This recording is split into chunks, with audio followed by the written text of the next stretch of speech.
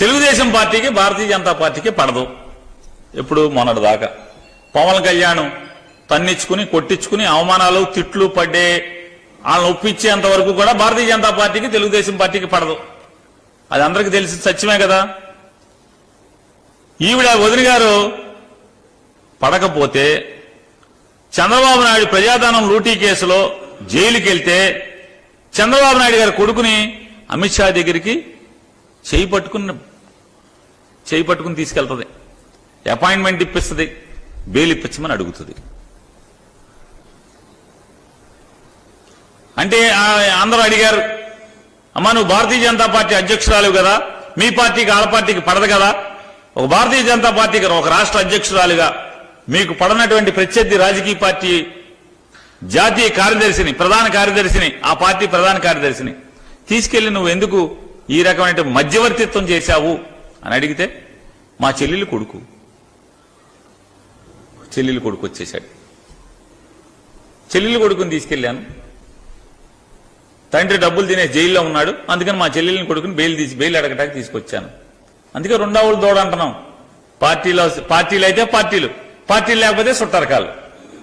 అటు ఇటు తెలుగుదేశం, అటు ఆ తండ్రిని చంపినప్పుడు మరితో చేతులు కలిపారు. ఇవాళ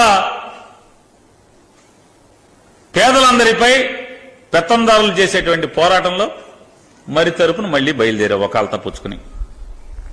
ఇంతకన్నా గనురాలు ఎవరుంటారు చెప్పండి? భారతీయ జనతా పార్టీ వాళ్ళు కనుక నికార్సైన భారతీయ జనతా పార్టీ వాళ్ళు, రాష్ట్రీయ స్వయం సేవకులందరూ కూడా గర్వపడండి. మీరందరూ కూడా ఇంత మంచి వదిన గారు దొరికింది, ఇంత గనురాలు మీ పార్టీలో మొత్తం మిమ్మల్ని అందరినీ కూడా తోసేసి తెలుగుదేశం వాళ్ళందరికీ టిక్కెట్లు ఇచ్చేసి ఎటు కావాలంటే అటు తెలుగుదేశం పార్టీ కార్యదర్శిని తీసుకెళ్లి బెయిల్ కోసం మీ పెద్దలతో కలపగలదు.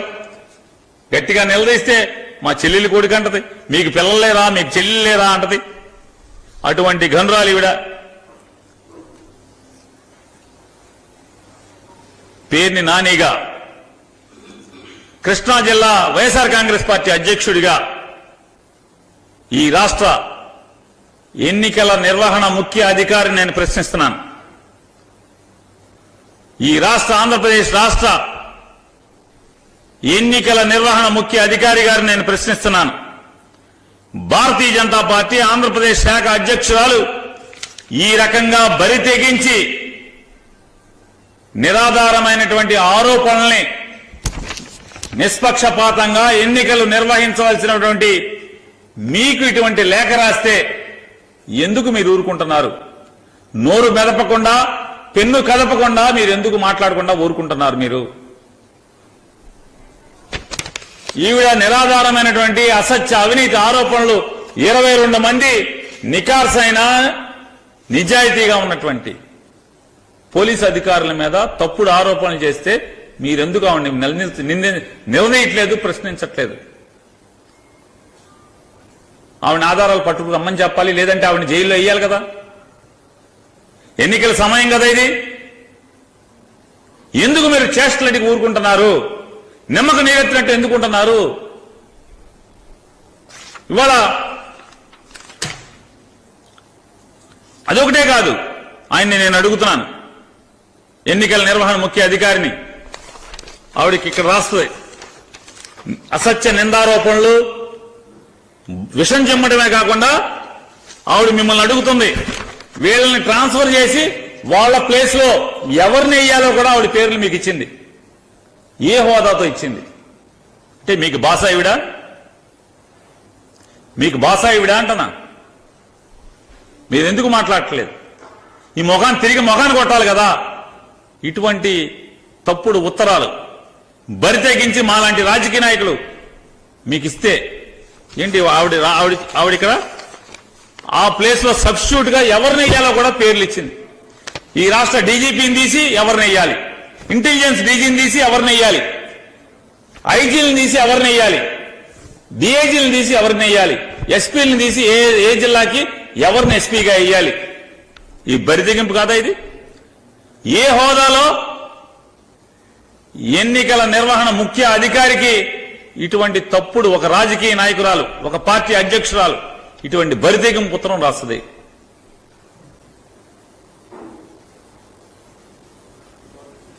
మీరు ఎందుకు మాట్లాడట్లేదు? మీ చర్యలేంటి?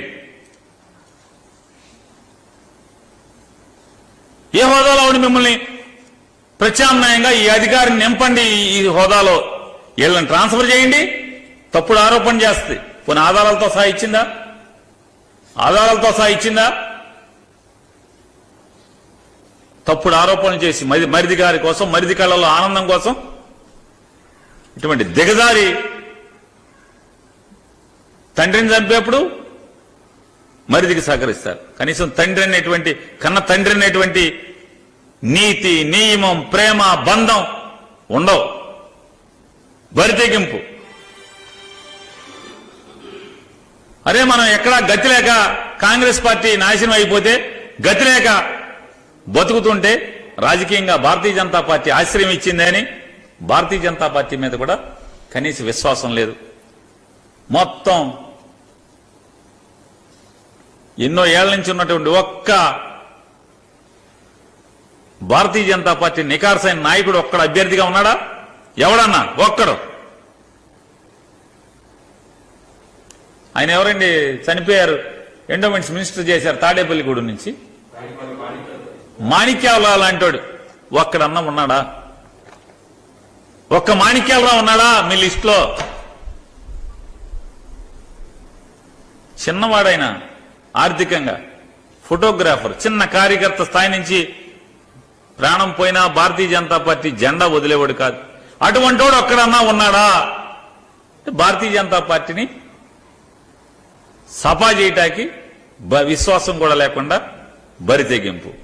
ఇవాళ ఈ బరితెగింపు ఎన్నికల వ్యవస్థ అధికారుల్ని, ప్రత్యామ్నాయ అధికారులను కూడా ఏమని మీరే చెప్తారు. ఇవాళ మరి ఇప్పుడు ఈవిడ ఏ అధికారుల పేర్లైతే దీంట్లో చెప్పిందో, ఈవిడ దాంట్లో ఏం చెప్తుంది? వీళ్ళందరూ కూడా వైఎస్ఆర్ కాంగ్రెస్ పార్టీ దగ్గర డబ్బులు ముట్టిన వీళ్ళందరికని చెప్పి మాట్లాడుతుంది. ఎన్నికలంట ఏకపక్షంగా నిర్వహించడానికి వీళ్ళందరూ డబ్బులు తీసుకున్నారంట. మరి ఈ పేర్లు రాసిన వాళ్ళందరికీ నువ్వు చంద్రబాబు ఎంత ఇచ్చారు, ఎక్కడెక్కడ ఇచ్చారు, వాళ్ళ ఇంట్లో ఎవరెవరికి ఇచ్చారు చెప్పాలిగా, రాయాలిగా.